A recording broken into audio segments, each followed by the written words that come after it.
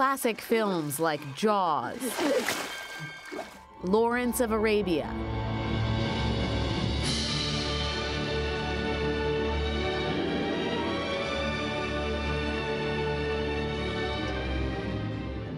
Gone with the Wind. Where shall I go? What shall I do? Frankly, my dear, I don't give a damn.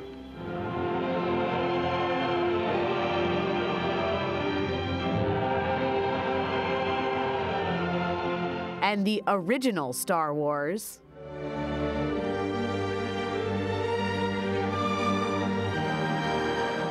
All have one thing in common: unforgettable scores.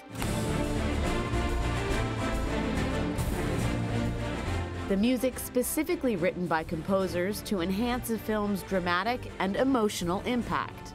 A great score can move the story and the audience.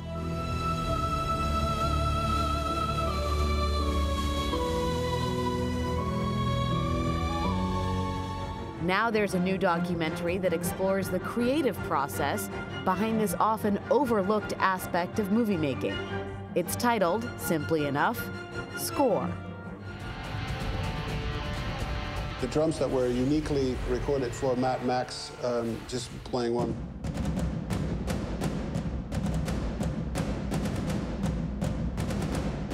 If I make a track, it has to give me goosebumps myself. I don't say that to be arrogant, but if it doesn't hit me in the stomach as being a great piece of music, I cannot expect the audience, anybody out there, to have a feeling that it hits the stomach.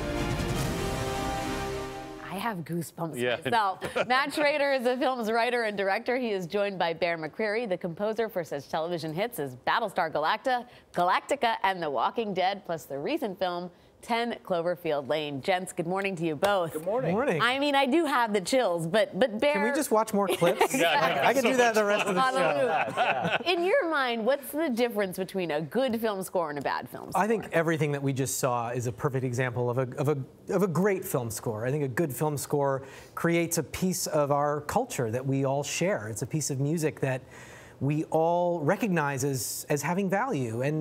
And, you know, as far as a bad film score, I think it's just anything that fails to connect with the audience. The role of a film score is to make real those emotions that we want to feel when we watch a film. Like running up those stairs. And ideally to elevate all of that as well. Absolutely. In the process. And how important is it to the success of a film, the film score? Boy, I mean, a great film score, it can make, I don't know if it can save a movie completely, but it can definitely make a very good story. It can make it great. It can make it unforgettable. Jurassic Park is such a great example of that, where there's just such a unforgettable theme that just gets stuck in your head and you love it for the whole film. It's so powerful, it works well in the scenes, and it can live outside of the film even for years and years afterwards. Given all that a score adds to a film, how competitive is the film scoring business? Well, it's a really interesting question because it, in one way, is very competitive. There's a certain number of films made and a certain number of composers that sort of are able to feed that ecosystem.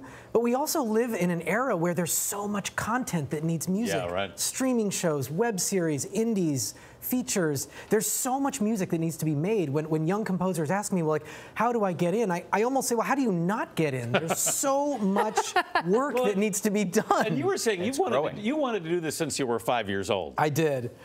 When I was a kid, I saw Back to the Future when I was 5, and I made my mom take me a second time, and I had a little Fisher-Price tape recorder, and I held it up to the screen because I was like, bum, bum, bum, ba-da-bum, bum, bum. I was like, what is this? Pirating a score. I know.